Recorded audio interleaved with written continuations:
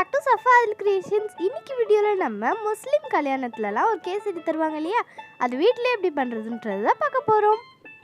கொஞ்சம் சுடு தண்ணியில் இந்த மாதிரி ஒரு பிஞ்ச் அளவுக்கு குங்குமம் பூவை சேர்த்து எல்லோ கலரை எக்ஸ்ட்ராக்ட் பண்ணிக்கலாம்.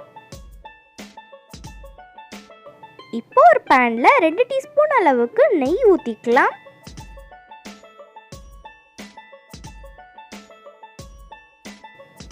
நெய் ஊற்றினதுக்கப்புறமா ஒரு 10 முந்திரி ஆட் பண்ணிக்கலாம். ஆட் பண்ணிவிட்டு நல்லா ரோஸ்ட் பண்ணி விட்டுக்கலாம். இது நல்லா இந்த மாதிரி கோல்டன் ப்ரௌன் கலரில் வந்ததுக்கப்புறமா ஒரு பிளேட்டில் தனியாக எடுத்து வச்சுக்கலாம். இப்போ அதே பேனில் கொஞ்சம் திராட்சை சேர்த்துட்டு நல்லா வதக்கிக்கலாம். இதுவுமே இந்த மாதிரி கோல்டன் ப்ரௌன் கலரில் ஆனதுக்கப்புறமா எடுத்து வச்சுக்கலாம். அதே பேனில் 100 கிராம் அளவுக்கு ரவை ஆட் பண்ணிக்கலாம். ஆட் பண்ணிவிட்டு நல்லா மிக்ஸ் பண்ணி விட்டுக்கலாம்.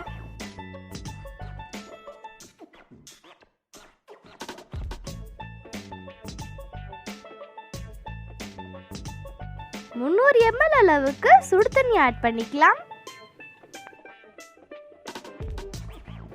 அப்புறமா 100 கிராம் அளவுக்கு சர்க்கரை ஆட் பண்ணிக்கலாம்.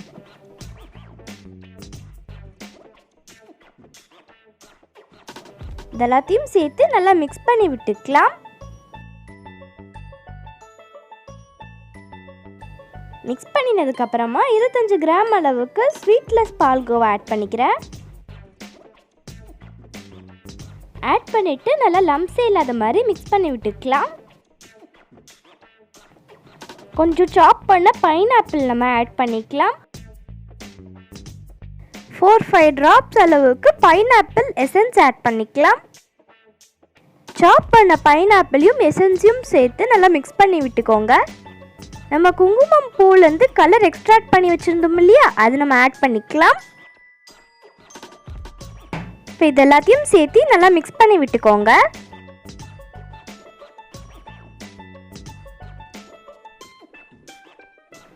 மேலே இந்த மாதிரி 2 டீஸ்பூன் அளவுக்கு நெய் ஊற்றிக்கிறேன். அதுக்கு மேலே இந்த மாதிரி நம்ம ரோஸ்ட் பண்ணி வச்சிருக்கிற கேஷ்யூ நட்டையும் கிரேப்ஸையும் சேர்த்து மிக்ஸ் பண்ணிடலாம். அவ்வளோதான் ஃப்ரெண்ட்ஸ், நம்மளுடைய டெசர்ட் ரெசிபி ஸ்வீட்டான பைனாப்பிள் கேசரி ரெடி ஆயிடுச்சு. இந்த வீடியோ உங்களுக்கு யூஸ்ஃபுல்லாக இருந்துச்சுன்னா Untitled Creationsஐ சப்ஸ்கிரைப் பண்ணிவிட்டு பக்கத்தில் இருக்கிற பெல் ஐக்கானை டிங்கு நம்பிடுங்க. பாய். Thank you for watching.